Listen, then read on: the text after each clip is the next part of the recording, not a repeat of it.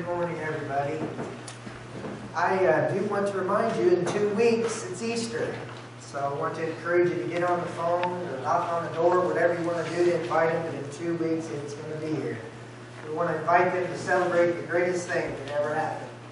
He gives us hope, and that's the resurrection of Jesus Christ. I do want to say thank you for your generosity and your love expressed to my son as a father, and I'm speaking as well as Kay. We're very grateful for what you've done, and it just means a lot to us, and we love and appreciate each one of you. I can't wait because April 22nd, Trent and Lindsay are going to be here in town on that Sunday, and he's headed to a wedding of his best friend out in Pennsylvania. So on the 22nd, they've asked me to dedicate little Jacob.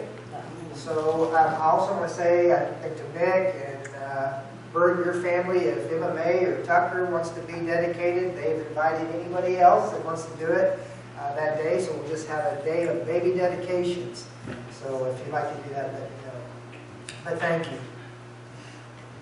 Where is God in our suffering?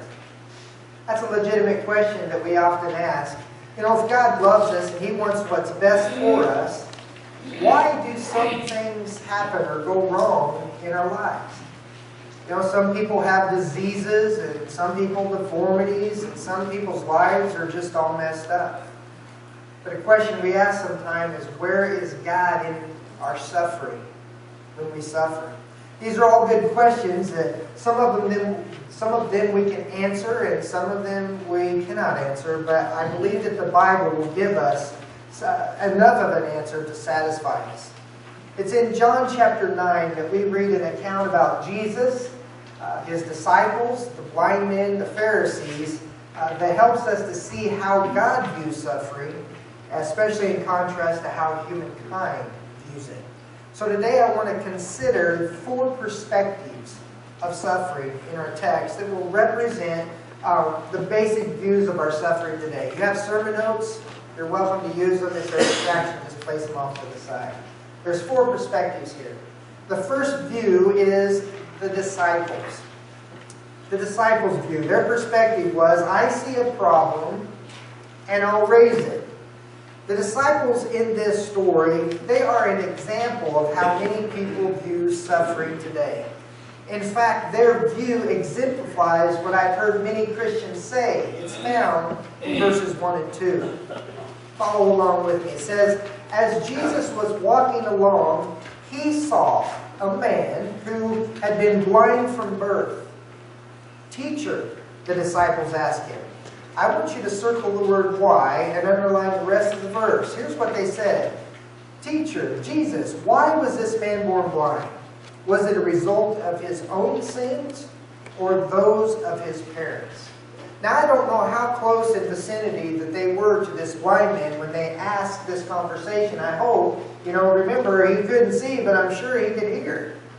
It's almost as if they asked this question like it didn't matter that he was in the background. But here is the question they asked. Let's consider the disciples' question. He said, why was this man born blind? Was it a result of his own sins or those of his parents? The first thing that comes to my mind is this. Why in the world would they ask such a question? Why did they have to ask that? I believe it was because of the teaching of that day. The teaching was that illness came as a direct result of sin.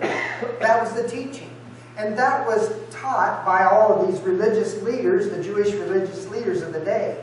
Because this man was born blind, the notion was that he didn't have much opportunity to sin before he was born, although they were taught that a person could even sin inside the womb.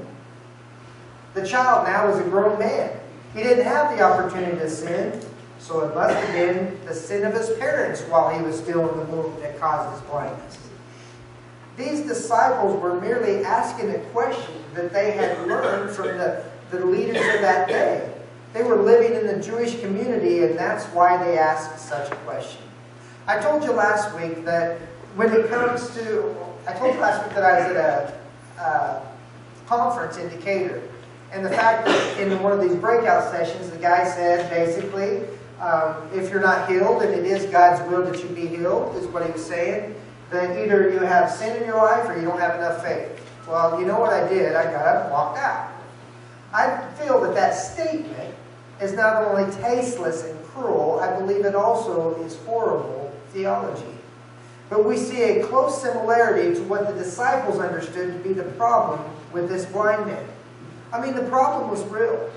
Their question was sincere, but their thinking was incorrect. Can you see how this kind of thinking, when it comes to suffering, can keep someone from a relationship with God? I could. Once there was a young boy. He brought home his report card. He had three F's and 2 D's on it, and he decided that the best offense was a good defense. So he handed his report card over to his parents and he asked, who's responsible? Heredity, or environment? Which one is it? That's something similar to what we see here in the disciples' question. The clear assumption is that since there was a physical deformity or deficiency, that there had to be a sin from someone or part of someone that caused this. But I'm thinking, is it really necessary to connect the dots of physical deformity or deficiency and sin? You know, my friends, Jesus was sinless, and yet he experienced the pain of betrayal and death. Ecclesiastes 7:15 says this, I have seen everything, including the fact that some good people die young, and some wicked people live on and on. See, the Ecclesiastic writer was correct. I mean, we've all seen that happen, but we still don't have a satisfactory answer. Here's a second perspective, and that is Jesus. His view was, I see a need, and I'll meet it. Now, I wanted you to all know right up front that Jesus' answer here it doesn't answer every question, or doesn't meet every circumstance, but it does meet some. In verse 3, what does Jesus answer? It was not because of the sins of his sins or the sins of his parents, Jesus answered. I want you to underline the rest of this. He was born blind so that the power of God could be seen in him. Now, this doesn't mean that God has some kind of roulette wheel and that everybody's name's on them, and he's just spinning it around to see if it lands on your name, to see if you're going to have some affliction or some kind of calamity or something in your life. God does not work that way. But I want you to understand that when something happens where there's suffering in your life, God just doesn't make it happen. But what happens is he allows that to be used and to show God's power. See, it's amazing how we can adapt to the things that happen into our life. There's things that we can do. Years ago, there was a baby born in a hospital, and the medical staff was taking drops like they do, and they were putting drops in this little baby girl's eyes. Well, they come to find out that the drops that they had was an acid solution, and she was never able to see.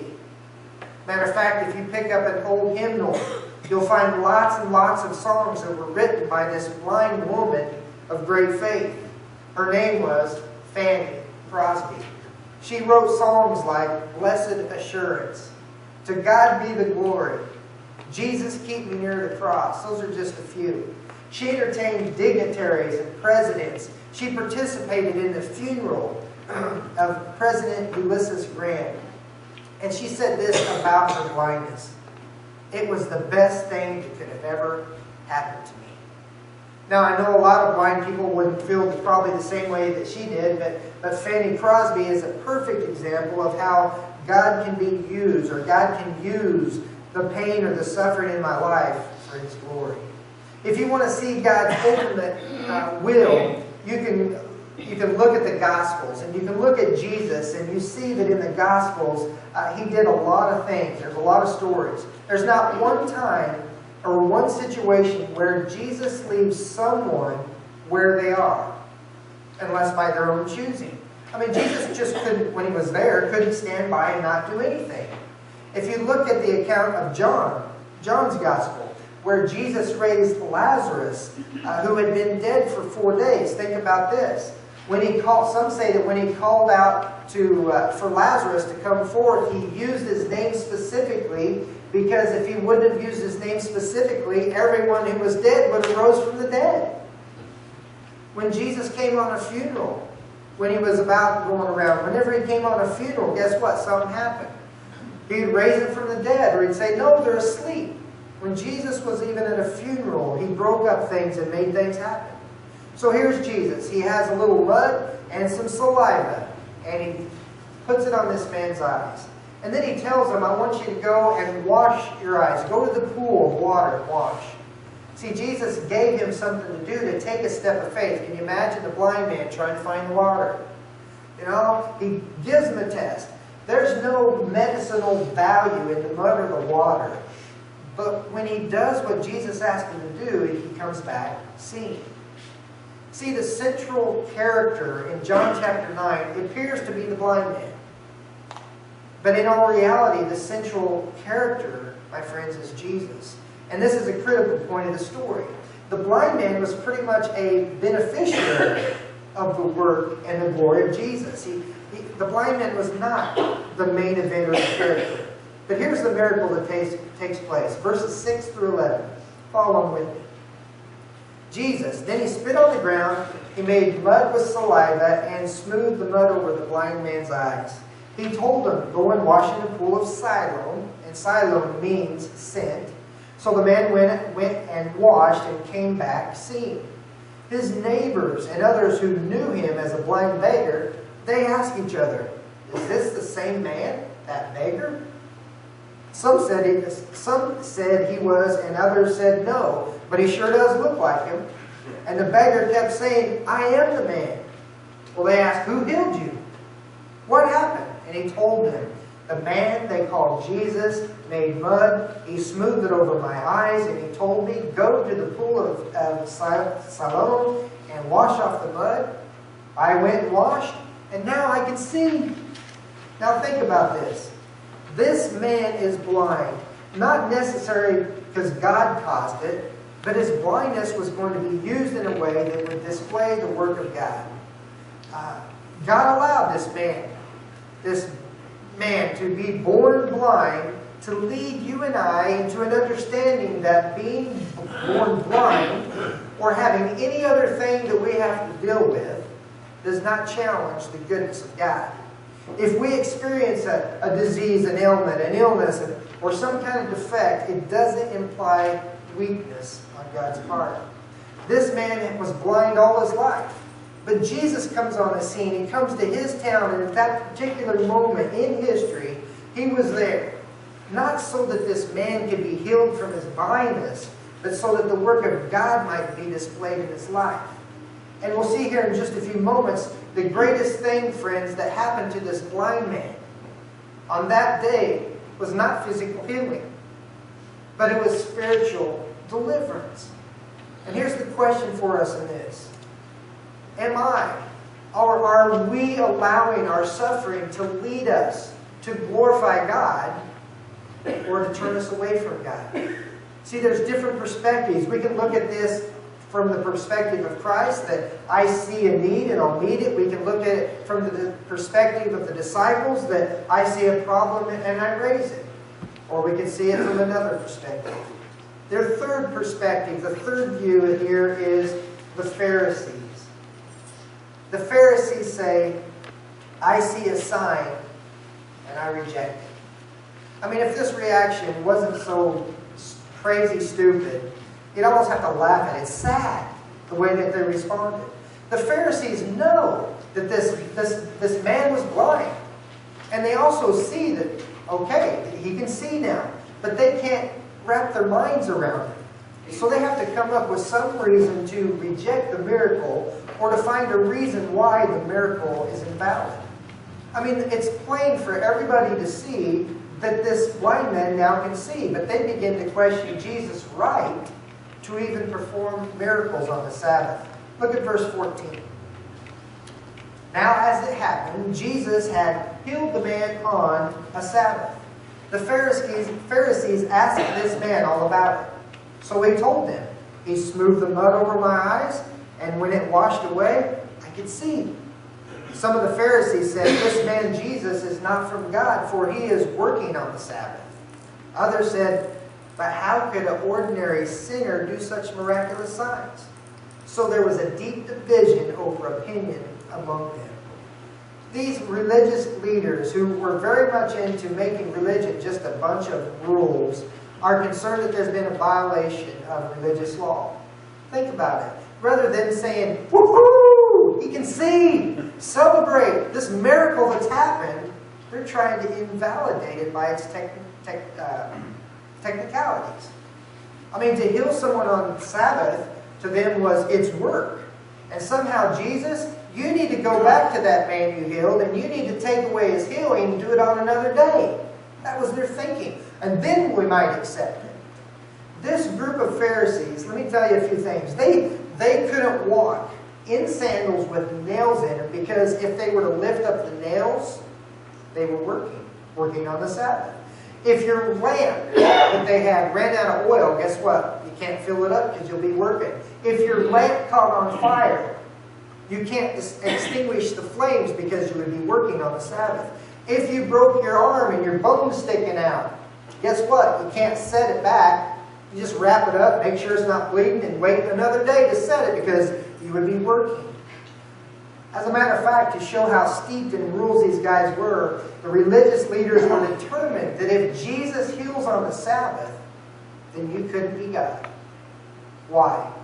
Because God doesn't work on the Sabbath, on a day of rest.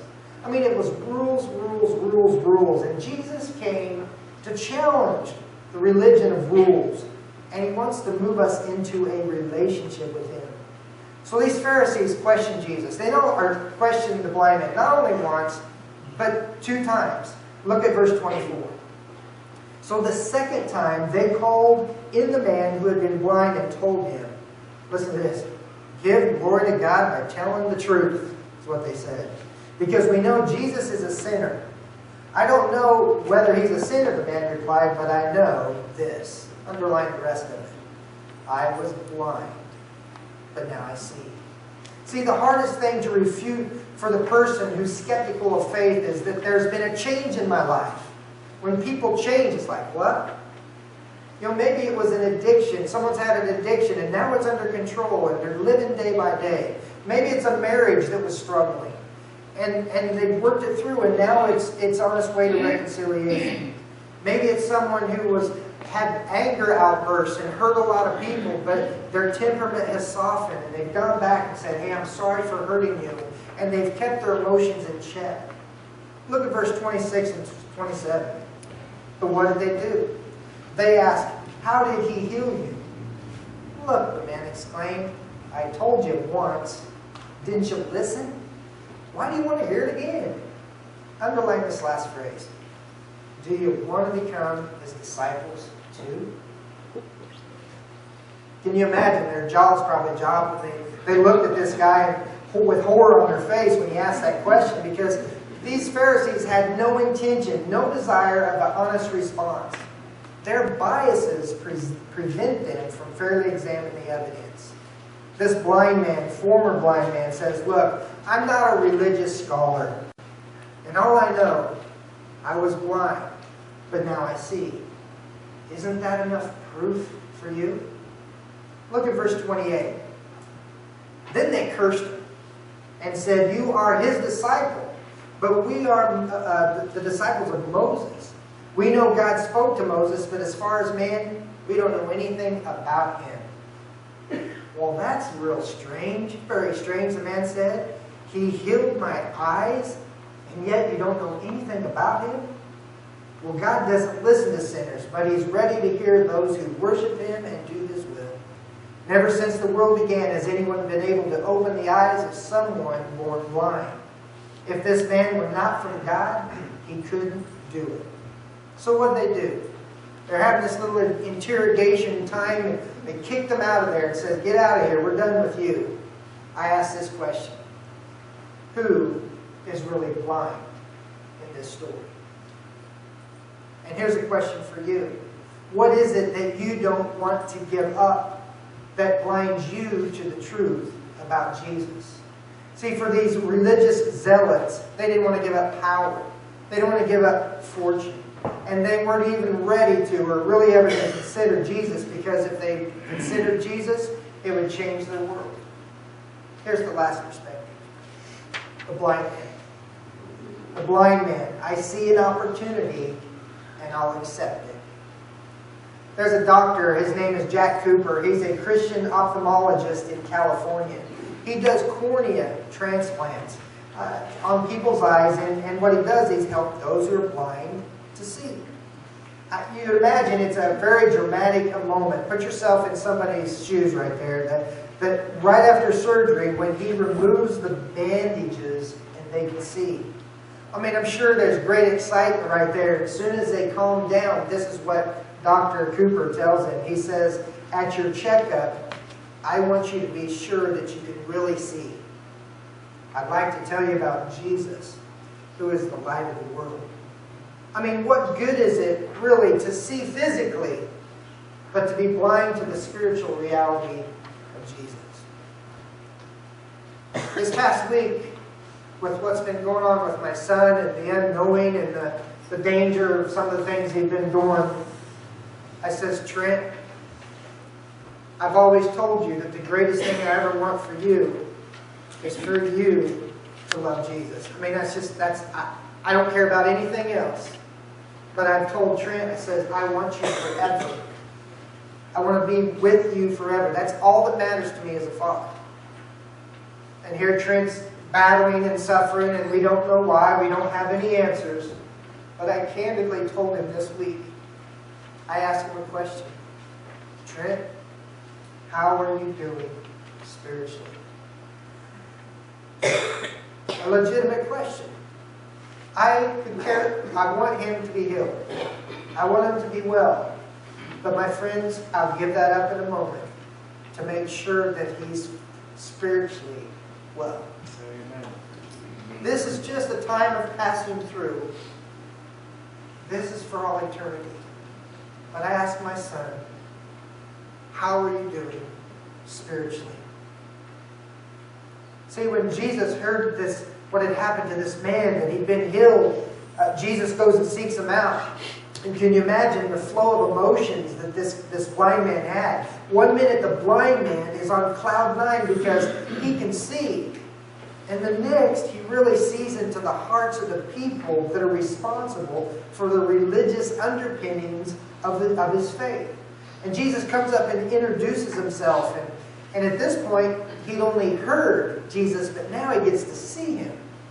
And Jesus explains that he's God, and this blind man accepts him by faith. But it's not a blind faith. Pardon the pun there. It's based upon the evidence and the clear contrast that he sees between Jesus and the religious leaders. Look at verse 35. When Jesus heard what happened, he found the man and he said, "Do you believe in the Son of Man?" The man answered, "Who is he, sir? Because I would like to." "You have seen him," Jesus said, "and he's speaking to you." "Yes, Lord," the man said, "I believe." And he worshipped Jesus. And then Jesus told him, "I have come to judge the world. I have come to give sight to the blind and to show those who think they see that they are blind." The real issue here, the real glory that Jesus said would come to God is not so much the giving of physical sight, but spiritual sight. The blind man says, "I see the opportunity that you're offering me, Jesus, and I accept it." As we close the story, I have to ask you this question. Just as I asked my son, because I love you, because I care about every one of you, I ask you, how are you doing spiritually? Because I want us to be together forever. Not just in the few days and weeks of our life, but I want us forever. I ask you, have you allowed the issue of suffering or control in your life to prevent you from encountering Jesus?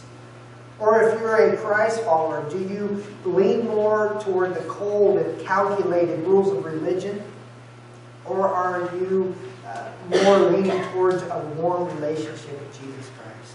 My friends, there is no guarantee in this life that we will experience the healing that Jesus offered the blind man.